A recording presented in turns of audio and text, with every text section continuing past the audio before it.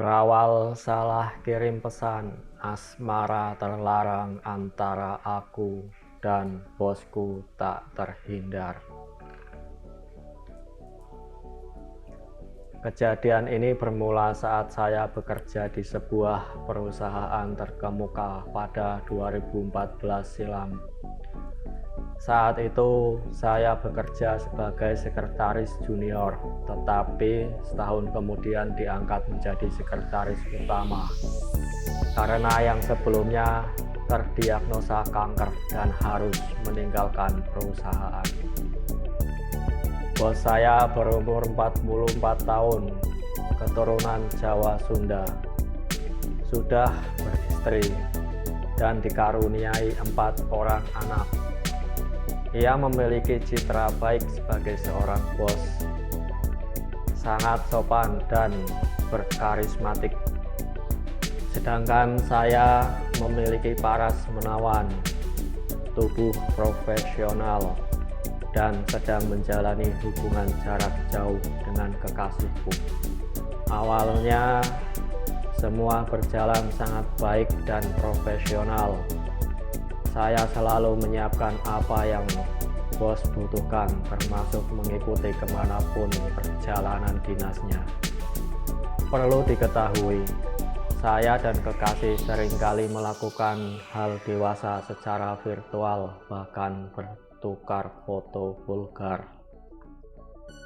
Hubungan saya dengan bos bermula dari ketidaksengajaan saya mengirimkan foto vulgar itu ke WhatsApp-nya.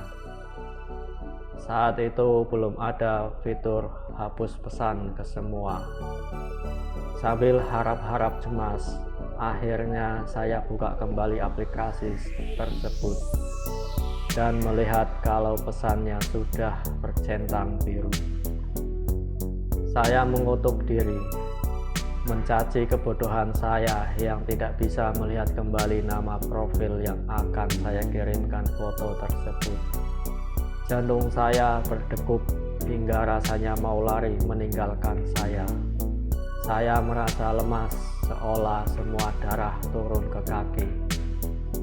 Tidak ada yang tersisa. Saya menghela napas panjang dan mengumpulkan keberanian untuk mengirimkan pesan. Maaf, salah kirim. Balasku seadanya.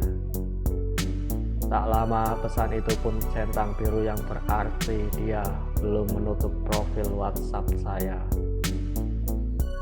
Dia tidak membalas pesan saya.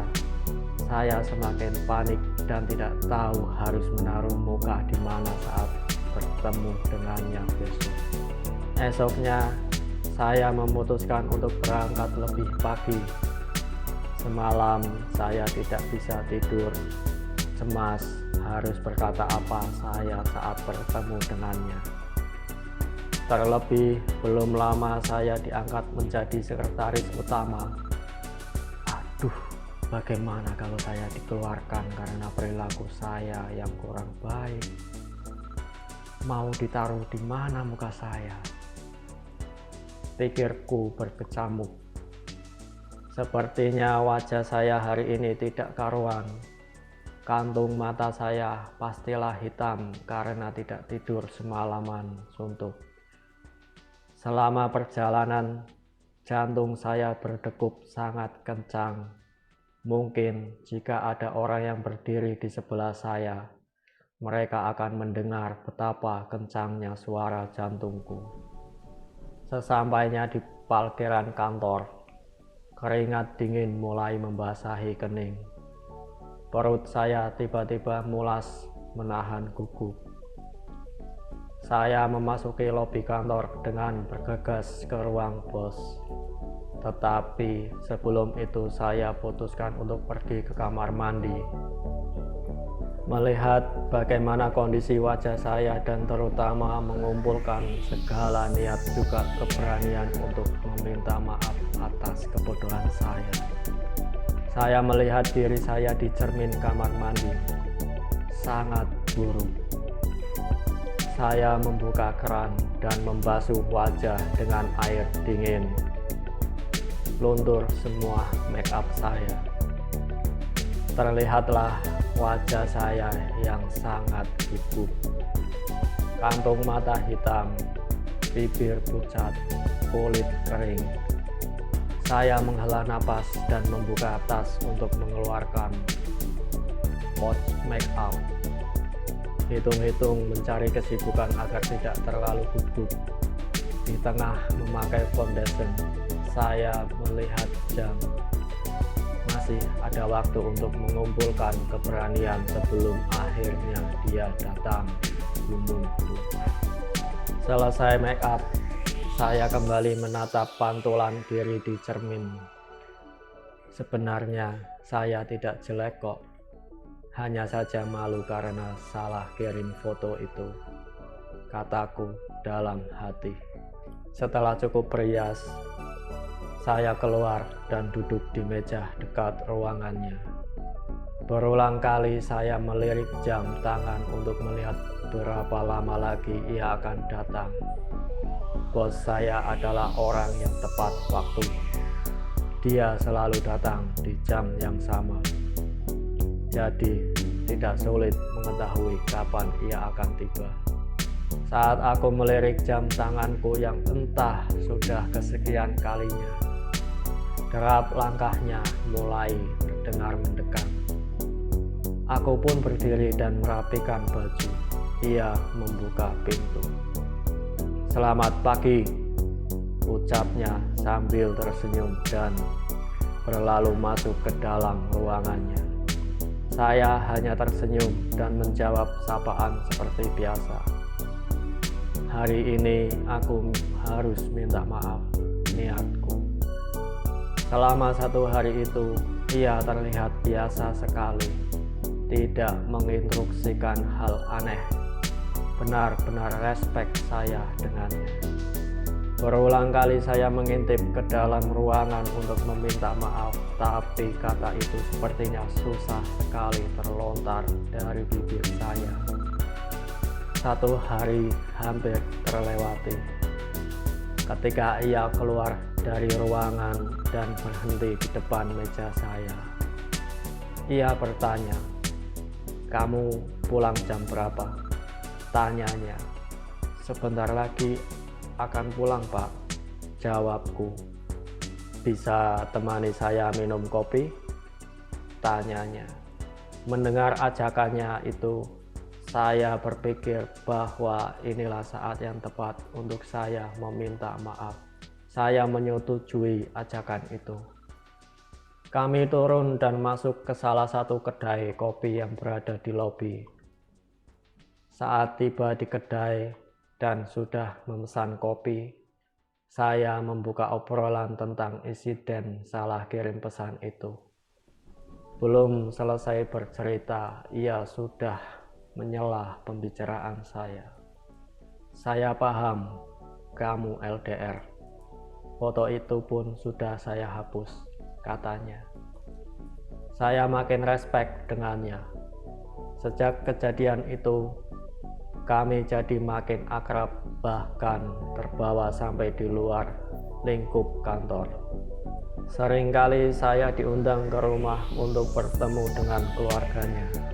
Dia pun sangat perhatian hingga sering mengirimkan pesan singkat sebagai cara menunjukkannya. Ada hal yang membuat saya nyaman saat berada di dekatnya.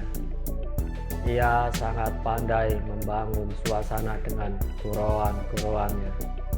Saya kerap kali tertawa terbahak-bahak jika dia sudah melontarkannya.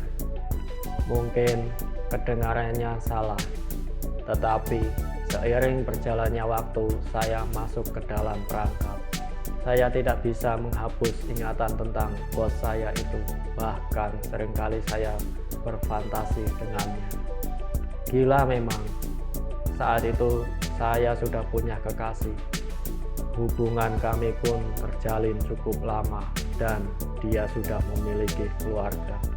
Tapi saya benar-benar tidak bisa membuang hal tetangganya sekalipun saya mencoba berulang kali.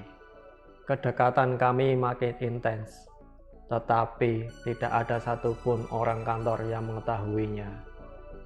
Kami sangat profesional saat bekerja dan dengan citra baik bos saya. Ia jauh sekali dari skandal negatif. Saat itu hari raya Nyepi, saya diundang untuk makan siang bersama di salah satu restoran. Saya menyetujui ajakannya dan ketika datang saya hanya melihat ia duduk seorang diri. Tidak biasanya ia datang sendiri, apalagi saat hari libur. Entah apa yang salah dengan saya. Sepanjang hari saya berusaha untuk menggodanya, mulai dari gerak tubuh hingga memancing obrolan yang menjurus ke arah sana. Gayung pun bersambut, ia merespon godaan saya. Setelah makan siang, kami pergi ke hotel terdekat. Dari sanalah hubungan terlarang ini dimulai. Ia tidak hanya menjadi kekasih bagi saya, tetapi juga kakak dan mentor bagi kehidupan saya. Ia sangat gentleman dan tahu bagaimana cara memperlakukan wanita. Selama menjalin kasih dengannya, saya tidak hanya mendapatkan gaji, tetapi juga gaji kedua yang jumlahnya cukup besar. Hubungan terlarang kami berjalan selama 2 tahun, awal 2015 hingga 2017, dan harus berakhir ketika kekasih saya pulang dari Singapura. Cukup sulit menjalin hubungan terlarang itu jika kekasih saya berada di kota yang sama. Terlebih setelah beberapa bulan kepulangannya, ia melamar saya. Tentu saja saya menerima lamaran tersebut agar tidak memancing kecurigaan jika saya mengulur-ulur waktu untuk menjawabnya. Tetapi dalam hati saya yang terdalam terdapat kegalauan dan kesedihan yang luar biasa. Pinangan itu membuat saya memutuskan hubungan dengan bos saya tercinta. Saya galau bukan main. Saya bingung. Bagaimana kalau tiba-tiba saya merindukannya? Batin saya berkecamuk. Saya memendam kegalauan itu rapat-rapat dan berusaha bertingkah normal di depan kekasih saya. Setelah melewati proses pemikiran yang sangat panjang, akhirnya saya memutuskan untuk berbicara dengan kekasih saya. Bagaimana kalau saya resign dari kantor? Boleh? Tanyaku. Kekasihku menyetujui dan bilang kalau ia mendukung semua keputusanku. Berat rasanya menulis bahkan mengajukan surat resign ketika sudah terikat perasaan dengan atasan. Tetapi saya tidak mungkin mengecewakan kekasih saya dan memilih seseorang yang sudah berkeluarga. Jika saya memilih, hubungan kami belum tentu memiliki ujung yang diharapkan. Saya juga tidak tega melihat keluarga yang harmonis hancur hanya karena keberadaan saya. Saya menaruh surat resign di meja bos saya. Ketika ia membacanya dan terlihat sangat sedih. Hari terakhir saya bekerja tiba. Ia mengurung diri di ruangannya dan tidak menemui saya. Saya mengundangnya ke pernikahan saya, tetapi ia tidak datang. Ia hanya mengirimkan karangan bunga dan amplop berisi cek puluhan juta tanpa ada surat di dalamnya. Hubungan kami sudah berakhir, tapi kesedihan bahkan masih terasa sampai saat ini.